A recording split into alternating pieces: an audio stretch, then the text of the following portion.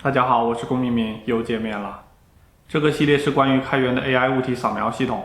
第6期我们就开盒过 RunBG， 把里面 Mask 生成算法抽取出来，用更简单、更高效的方式实现了一遍，但也留下一些未完成的工作，这次来续上。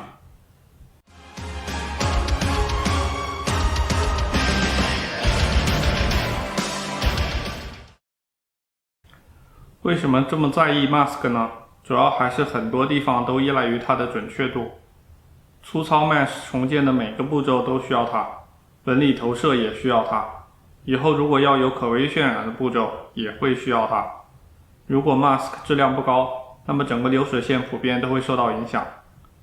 之前提到过，从算法上来看 ，SFM 可以产生像素级的深度，可能可以利用深度上的间断来做 segmentation， 比只用 2D 的要好。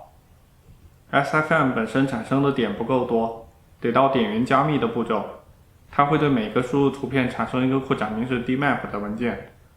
格式定义在 OpenMVS 的 Interface 特文件里有，读出来可以得到深度、法线、可信度、可见性等信息，但分辨率只有一半。从深度和法线可以看到，即便点云经过了加密，质量还是很一般，到处都是洞和粗糙的表面。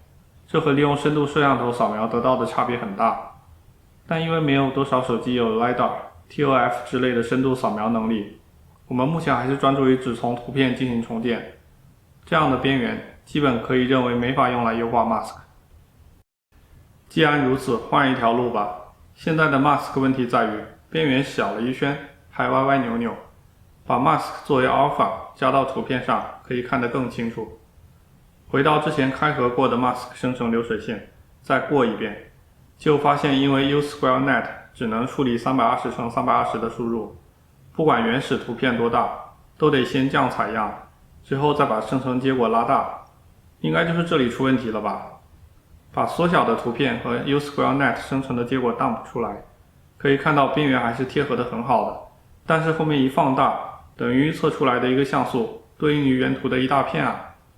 即便他说这个像素是在 Mask 里，之后放大了也会出现那片区域有些应该在 Mask 里，有些在外的情况，切割不够清晰。既然如此，有个简单直接的改进可以做，就是让它只处理前景周围一小块图片，这样放缩的程度小了很多，边缘的歧义应该能变好。首先，还用原先的方法跑一遍，得到一个粗糙的 Mask， 根据这个就能框出一个前景物体所在的区域，再把这个区域图片裁出来，尽量保持方形的形状，防止横竖方向上的放缩比例不同。把这个小图再次送入 Mask 生成器，挺好，和预期一样，这次产生的 Mask 就贴合得多了，一些原来没有的细节也能看到，边缘也能基本贴着前景物体。既然这个方法结果能变好，就继续好好做。这里还是有数据来回传输的问题。Undistort 的图片需要从 Texture 读回 CPU， 这里的分辨率高达4000×3000，传给 PyTorch， 再进行后面的步骤。生成的 Mask 也要这样导一次。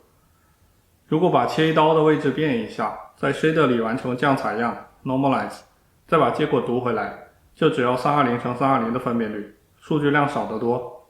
倒不是说瓶颈在拷贝数据量，而是把东西尽量都塞在 GPU 的一个队列里执行，少打断流水线，性能能更高。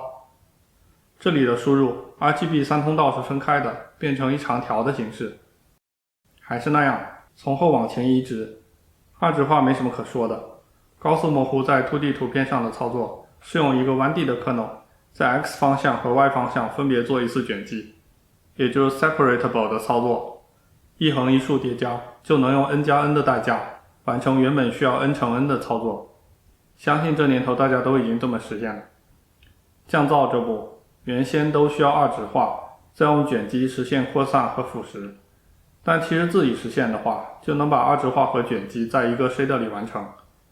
可惜这个 2D kernel 没法分解成 1D kernel 在两个方向上的组合，所以不是 separatable 的。还好 kernel 很小，即便 n×n 也问题不大。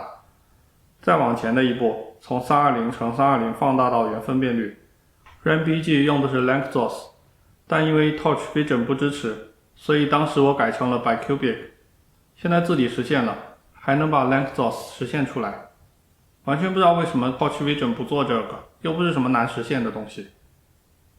用了 lengthos 之后，边缘更清晰，对 mask 的质量也略微有好处。同一个放缩也可以用到前面的一步，这里的 kernel 就更大了，半径是3，放大比例是 12.5 乘 9.375， 所以一共要采样88乘66 5808个像素，还好是 separatable 的，所以成了可以接受的154个像素。一个线程采这么多次纹理才能产生一个目标像素，其实还是很多。如果需要的话，之后还可以拆成每个 group 处理一个目标像素。Normalize 这步也很直观，这一系列都没什么难度，做就是了。前不久 PyTorch 升级到 2.4 之后，第一次推断降到510毫秒，其他降到40毫秒。现在这些操作都从 PyTorch 挪到 Shader， 更是从65毫秒降低到了8毫秒。我这甚至都还没开始代码优化，就已经能提速这么多了。由此可见，现在那么多用 PyTorch 写的各式 AI 程序效率有多低。中间推断这步，虽然我们已经能在 Shader 里手写神经网络，但 UseGroundNet 不是个神经网络而已，而是个巨大的 graph。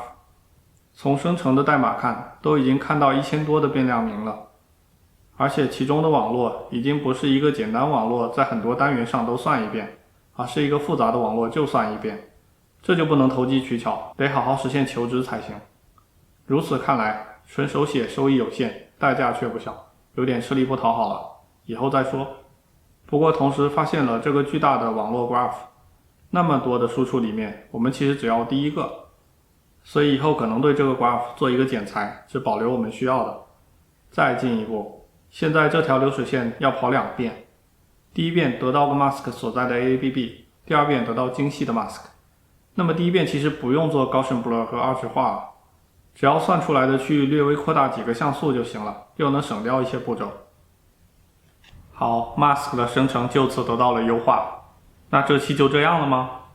我们真的不能用上 depth 的信息了吗？再想想，问题其实出在来自于 SFM 的 depth 质量不高。如果换一个思路来生成 depth 呢？最近的一篇 paper Moji 给我们提供了一个不同的思路，他做的是从单张图片估计出深度信息。当然我知道以前也有别的工作做这个，但问题特别多。我评估一个 paper 能不能用的标准是随便扔个数据进去试， paper 自己提供的数据完全不可信，必须全部忽略。比如 depth anything， 在官方 demo 里试了几张图片，全都运行不了，只会出错，只有他自己提供的例子能用。不奇怪， CVPR 的常态嘛。到了 depth anything v2 终于能运行了，但很慢，而且深度在间断的地方会糊掉。其他一些方法经常会出现深度方向拉伸不一致或者闪烁的情况。Moji 的话，放几张图进去，出来的结果还不错，速度也非常快，但是因为缺乏相机内参等信息，对于物体的真实大小估计并不准确。比如这里2个 Moji 得到的模型，分别来自于不同角度的照片，都在自己的 view space 里，对不到一起很正常，这不是重点。重点是你可以看到同一个茶几已经一大一小了，存在一个各自的 scale。